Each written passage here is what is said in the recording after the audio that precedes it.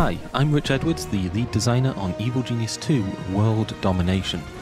And I'm Ash Tregay, the producer of Evil Genius 2. Evil Genius 2 is a satirical spy-fi lair building game where you take on the role of a criminal mastermind. You're going to build an island lair, train a legion of diabolical minions and perfect a doomsday device to take over, or maybe even destroy, the world. Today, we're here to show you some gameplay from the tutorial, giving us a good excuse to talk through a few of the core systems of the game that you'll be getting very familiar with on your road to world domination. At its heart, Evil Genius 2 is a lair builder. We give you an exotic island, we give you a horde of probably loyal and definitely disposable minions, but it's up to you to build the evil lair of your dreams. We've also given you a powerful set of construction tools to achieve this, ensuring that everyone can make something cool, but those of you who really want to flex your inner genius can make something that even the most determined do-gooder will struggle to survive. At this point in the tutorial, we're laying down orders for a brand new barracks.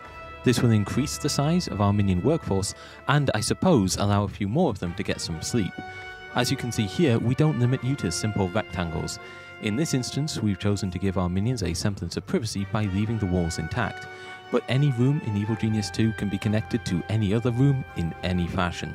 If you're feeling especially brave, you could try building a lair with no internal walls at all, but we wouldn't recommend that unless you want to present your enemies with incriminating evidence as soon as they walk in through the entrance. Now, as you can see, we have other construction orders in place and our minions are working hard to carry out our wishes, constructing more generators in our power room. This is important because if we run out of power, we're essentially defenseless.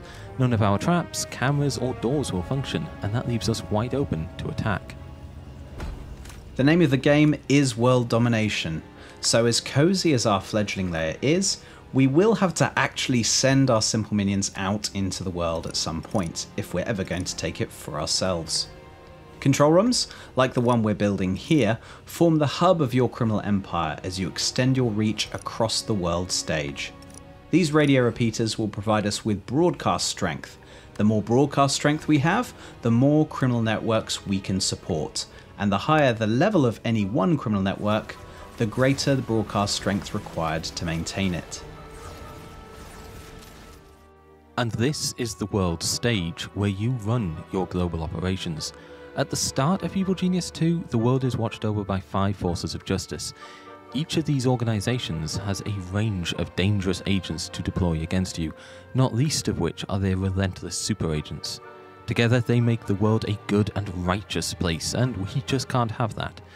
So let's establish a criminal network. First we'll select a region, then dispatch a small force of minions to scout it for various opportunities. Minions leave our lair via the helipad, and once they've constructed a permanent presence in the world, those minions will get up to all sorts of petty crimes.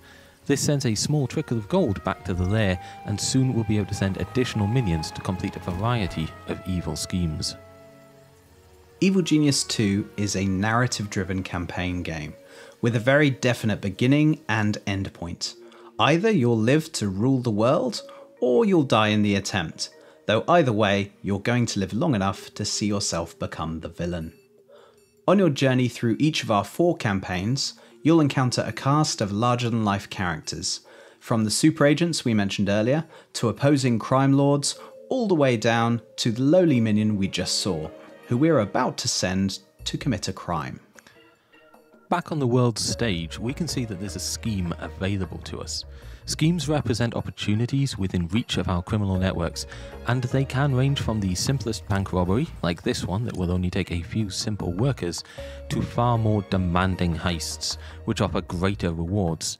No matter how complex though, you are the genius and your focus is the lair. Your criminal networks are more than capable of handling the minutiae of a scheme once you've dispatched the correct minions to carry it out. Be careful though, because the more active your global operations, the more attention you'll get from the forces of justice. The main objective of each campaign will ultimately be to take the world for yourself, but we also offer a broad range of side stories for you to explore along the way.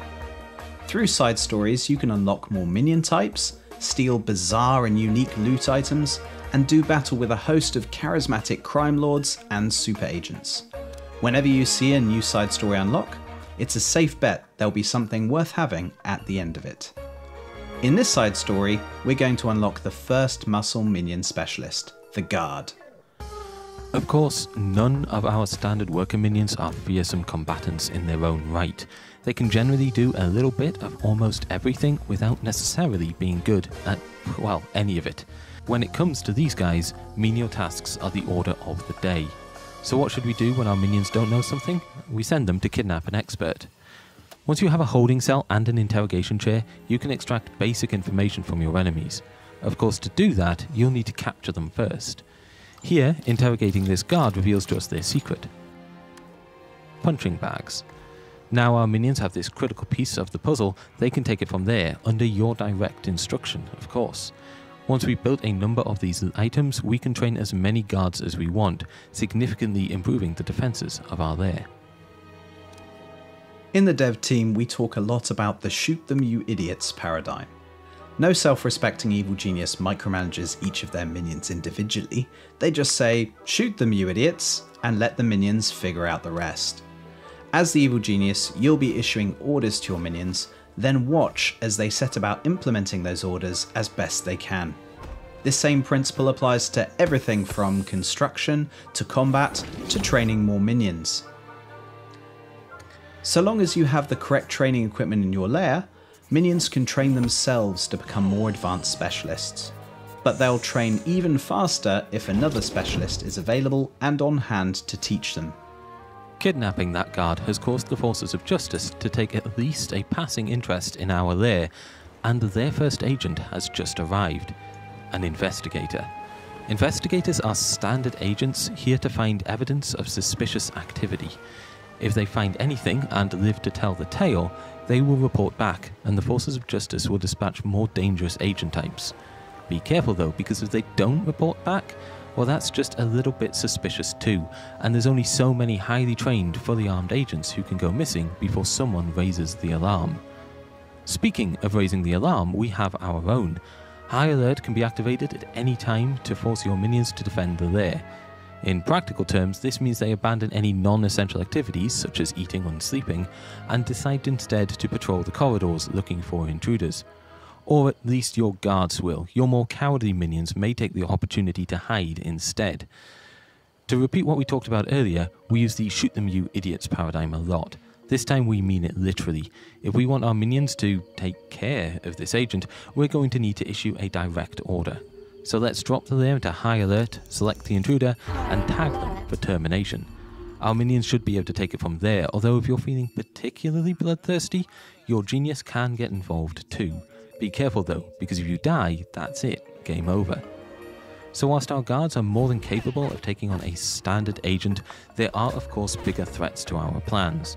Before any of those threats rear their head and ruin our day, we should look to recruit someone more powerful. We should recruit a henchman. Henchmen begin the game scattered across the world stage as crime lords in their own right. Through side stories, you can choose which of these crime lords you want to defeat and which you want to convince or coerce to join you at your table. At this point, we're still getting started and a number of crime lords are eager to join our organisation on the ground floor. This means they can be more easily persuaded, but this is an important decision. Once we make a choice between them, the others will resent us for not choosing them, and we can expect to make a few enemies as a result. In this example, we've chosen to recruit Eli Barracuda Jr., a powerful melee henchman with a couple of unique abilities of his own, and a familiar face to fans of the original Evil Genius.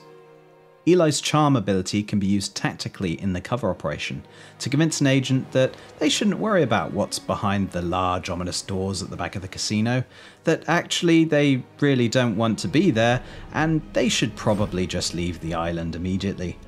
When a more direct approach is called for, Eli's silver revolver turns him into a dangerous ranged combatant, at least for 6 deadly shots. Now all this takes place within the tutorial, and is just a small sample of what awaits you in your own journey towards world domination when Evil Genius 2 launches on Steam on March 30th.